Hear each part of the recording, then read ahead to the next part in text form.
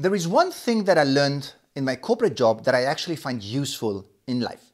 Okay, I'm exaggerating a little bit here because there are many, but this one truly stands out. People tend to jump to conclusions and they take action. In other words, they fix things before they identify what the actual problem is. Do you know what I'm talking about? If you do, then you also know that it creates unnecessary work for you. It creates massive overwhelm and frustration.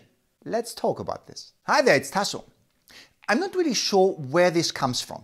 It seems to be also a man thing, but don't quote me on that because I don't have the statistics to back this up. At work at least, maybe one reason is that when the boss asks for something, we are rather keen to deliver it and look good, and so directly jump into doing mode. Probably another reason is that we have so much on our plate that we can't possibly waste too much time on something and just want to get over with it fast to save time. But guess what happens? More often than not, the solution we provide is not helpful.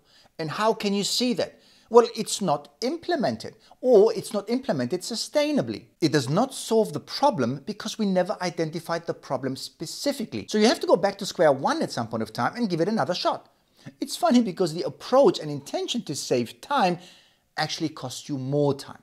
Anyways, that's why in big companies, everything related to change has to go through a solid change management framework. In my big pharma company that I used to work with, it was diagnosis, design, implementation, and then embed and grow, which basically means that before you design, meaning you create the solution, they ask you to make a diagnosis, meaning that you identify what problem you are actually wanting to solve. And then after you design the solution, you don't stop at implementing it, but actually follow up appropriately to install it into the organization. And that's what embed and grow stand for. Does that make sense? If you're still with me and have watched all the way up to here, you might be wondering, what on earth does this have to do with productivity, Tasso? A lot. Here's the breakdown for you.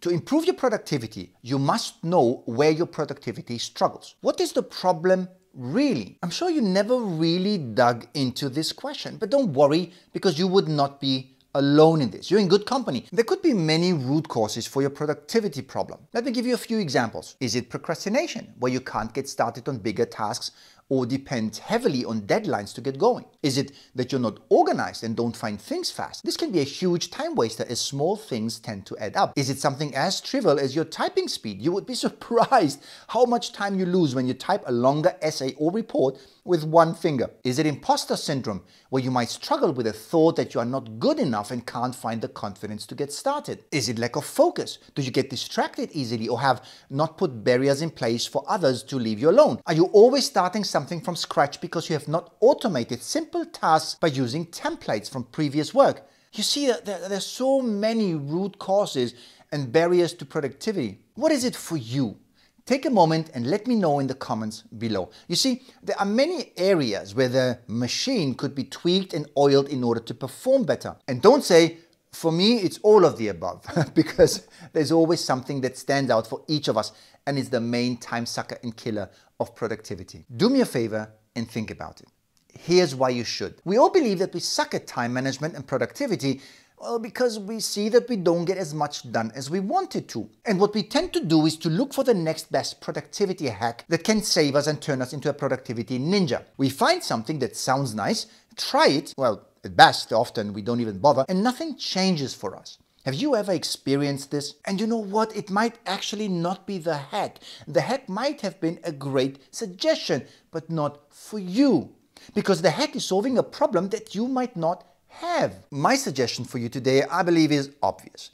Take a moment and ask yourself what really, and I mean really, the problem is. Oh, and don't try to fix everything at once. Such approaches never work and are deeply frustrating. Once you figure this out, then you can design a specific solution for yourself. In fact, once you figure out your problem, please come back, comment below, and let me know. I might just have the solution for you. I can make a video about it. Here's what I want you to take away from this video today, my friend. I don't believe I actually say this, but don't just do it. I love Nike's motto. It's an amazing reminder to help us not overthink things and get started. But in many cases, a quick analysis before acting can prevent you from a just redo it and save you a lot of frustration. I hope you enjoyed today's video, my friend. If you did, then jump into action right now.